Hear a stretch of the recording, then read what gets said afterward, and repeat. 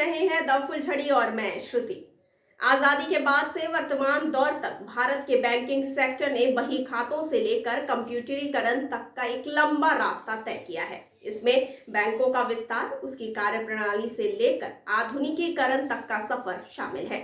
भारतीय बैंकिंग प्रणाली ने बैंक राष्ट्रीयकरण के 52 साल पूरे किए और इसने अर्थव्यवस्था में भी योगदान दिया है।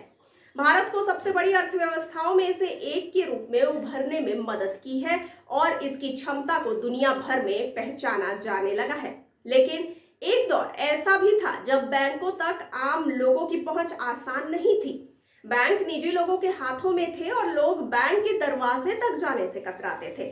ऐसे में आजाद भारत के बैंकिंग सेक्टर के क्षेत्र में पहला बड़ा कदम था प्राइवेट बैंकों का राष्ट्रीयकरण। जी हाँ, आइए सबसे पहले जान लेते हैं बैंक राष्ट्रीयकरण की प्रक्रिया क्या रही। आपको बताते चलें कि दूसरे विश्व युद्ध के बाद यूरोप में बैंक सरकारों के अधीन करने के विचार ने जन्म लिया। बैंक ऑफ इंग्लैंड का राष्ट्रीयकरण हुआ। भारत में भारतीय रिजर्व बैंक का राष्ट्रीयकरण करने के लिए रिजर्व बैंक ऑफ इंडिया यानी सार्वजनिक स्वामित्व का हस्तांतरण अधिनियम पारित किया गया था और परिणाम स्वरूप 1 जनवरी सन 1949 को आरबीआई का राष्ट्रीयकरण किया गया था। इसी तरह वर्ष 1955 में इंपीरियल बैंक ऑफ इंडिया का राष्ट्रीयकरण हुआ और बाद में इसे भारतीय स्टेट बैंक के रूप में नामित किया गया, जो वर्तमान समय में सार्वजनिक क्षेत्र का सबसे बड़ा बैंक है।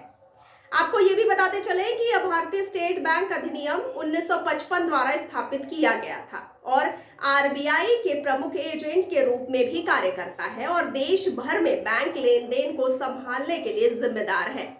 इस अचानक राष्ट्रीयकरण के कारण पूरे देश में बैंकों को अत्यधिक परिवर्तनों का सामना करना पड़ा, जिसके कारण अंततः आर्थिक विकास हुआ। और आइए अब जानते हैं कब कब हुआ बैंकों का राष्ट्रीयकरण। आपको बताते चलें कि सन 1969 में पहली बार 14 बड़े बैंकों का राष्ट्रीयकरण हुआ था।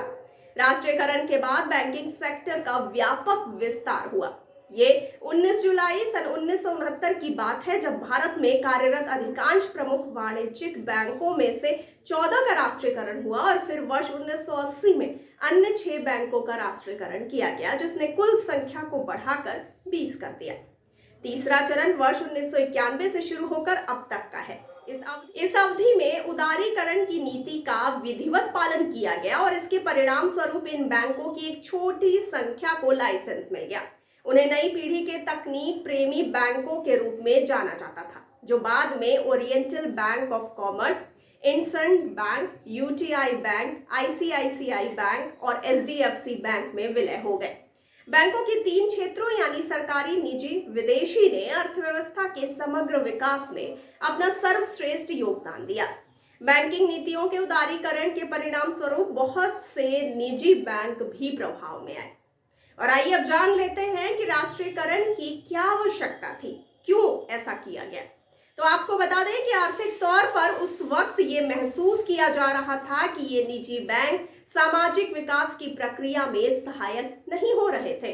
उस वक्त इन 14 बड़े बैंकों के पास देश की लगभग 80% पूंजी थी। इसमें जमा पैसा उन्हीं सेक्टर में निवेश किया जा रहा था जहां लाभ के ज्यादा मौके थे। सरकार चाहती थी कि इन पैसों का कृषि, लघु उद्योग और निर्यात में निवेश मुमकिन हो सके। एक रिपोर्ट के मुताबिक अगर बात की जाए तो सन 1947 से लेकर सन 1955 तक 360 छोटे मोटे बैंक डूब गए थे, जिनमें लोगों का जमा करोड़ों रुपया डूब गया था। कुछ बैंक कालाबाजारी और जमाखोरी के धंधों में पैसा लगा रहे थे। सरकार ने इन हालातों में बैंकों की जिम्मेदारी अपने हाथों में लेने का फैसला किया ताकि उनका इस्तेमाल सामाजिक विकास के काम में किया जा सके।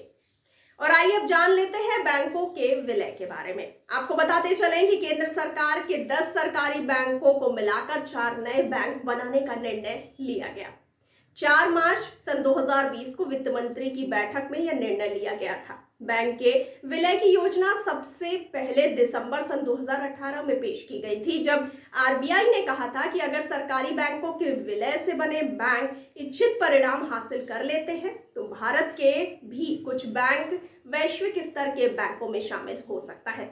साल 1991 के वक्त जब नरसिम्हा राव की सरकार थी और देश आर्थिक संकट से गुजर रहा था, उस वक्त के वित्त मंत्री मनमोहन सिंह ने भी उस वक्त के रिजर्व बैंक के गवर्नर रहे ए नरसिम्हन से कहा था कि वो एक ऐसी कमेटी बनाए जिससे 20 से 25 सरकारी बैंकों की बजाय 8-10 सरकारी बैंक रह जाएं। लेकिन उस वक्त ये हो न सका।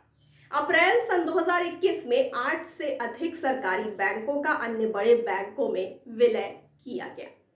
तो बैंकों के बारे में ये इतिहास और ये जानकारी आपको कैसी लगी, हमें कमेंट सेक्शन में कमेंट करके जरूर बताइए। और साथ ही साथ हमारे चैनल को लाइक, सब्सक्राइब और शेयर करना बिल्कुल ना भूलिए। और मुझे दीजिए इजाजत, लेकिन आप बने रहिए द फुलझड़ी के साथ। धन्यवाद।